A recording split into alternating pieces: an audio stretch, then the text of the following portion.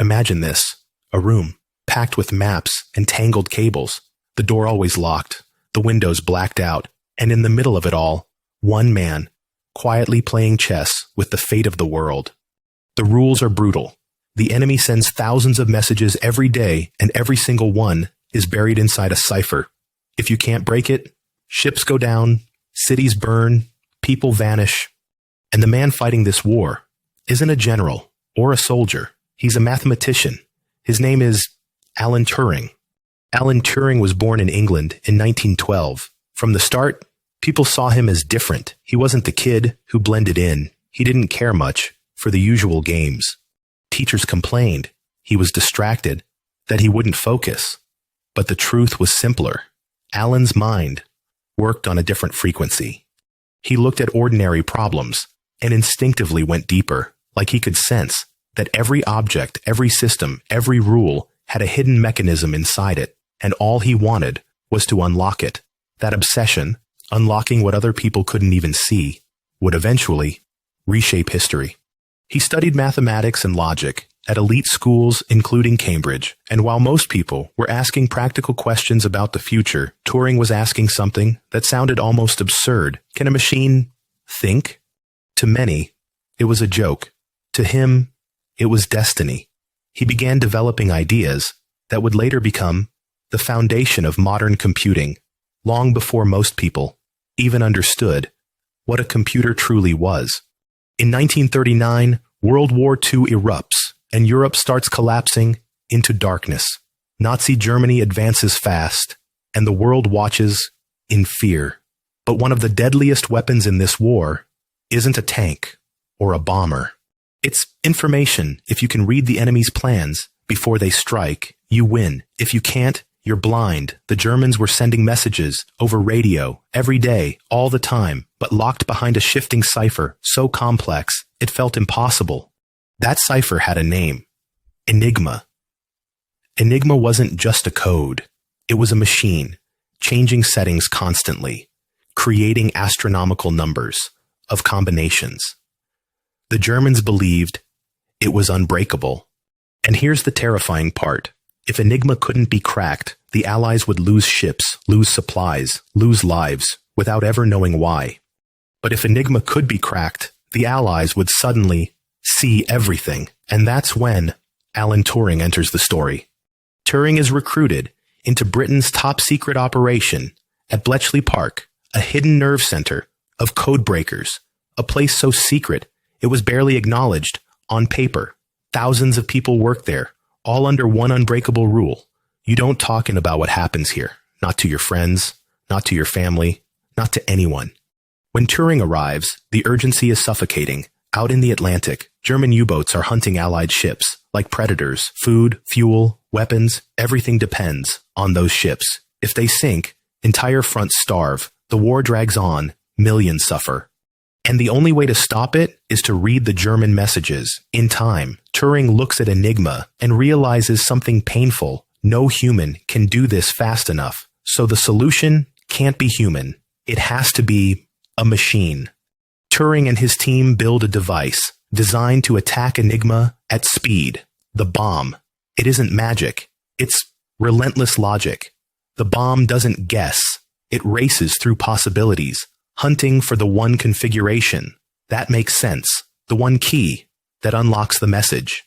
And Turing spots something crucial. The Germans, for all their complexity, were still human. They changed codes, but they didn't change habits. Many messages began with predictable phrases, weather reports, standard headings, routine wording. Those patterns became cracks in the wall. Inside Bletchley, the days blur into nights, paper everywhere, numbers everywhere, the constant hum of machines, and the pressure, because every hour could mean another convoy destroyed. Then it happens. Messages start opening. Suddenly, the Allies can read routes, attack plans, submarine positions, piece by piece, line by line. Convoys are rerouted, traps are set, surprise attacks are avoided. This isn't just intelligence. It's the difference between life and death at a massive scale. Many historians argue the breakthrough shortened the war, by years. Some believe it saved millions of lives, but there's a bitter twist.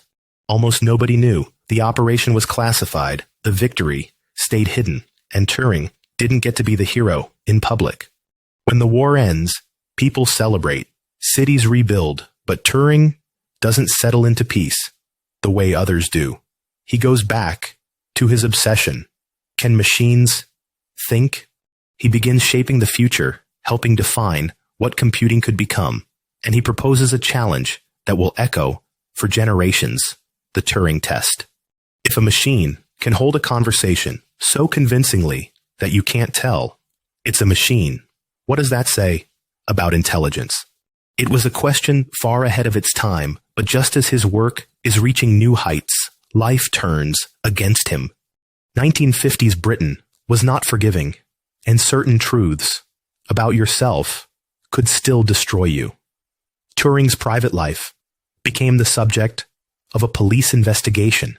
His homosexuality, something that harmed no one, was treated as a crime. The irony is almost unbearable. A man who helped defend his country is labeled a criminal by that same country. He's given two choices: prison or treatment, chemical intervention meant to change him. He chooses the so-called treatment, and it breaks him physically, emotionally, socially. Imagine being one of the greatest minds alive and being forced to live under shame and surveillance in silence. He tries to keep working, but nothing feels stable anymore. And the world he helped save offers him no refuge. In 1954, Alan Turing is found dead in his home. He's only 41. Near him is a bitten apple. The official conclusion is cyanide poisoning, recorded as suicide. And the image, Turing and the apple, becomes part of the legend. People still debate what truly happened. Was it intentional? Was it an accident? Was there more to it? But the most accepted truth is this: by then, life had become unbearable. For years, much of what Turing did stayed secret. The public didn't know how much he contributed to winning the war. He didn't receive the respect he deserved while he was alive. But time has a way of correcting what people tried to bury. Today, his fingerprints are everywhere. In computer science, in cryptography, in artificial intelligence, in the very idea that machines can process logic the way minds do. He helped change the course of a world war, but he couldn't protect himself from the cruelty of his own society. So here's the question. If Alan Turing hadn't worked in that locked room day after day, night after night, if he hadn't helped break that code, how long would the war have lasted? How many more lives would have been lost? What kind of world would we be living in right now? History doesn't always change in front of cameras. Sometimes it changes in silence, behind sealed doors, inside hidden rooms, by people whose names aren't spoken out loud. Alan Turing was one of them.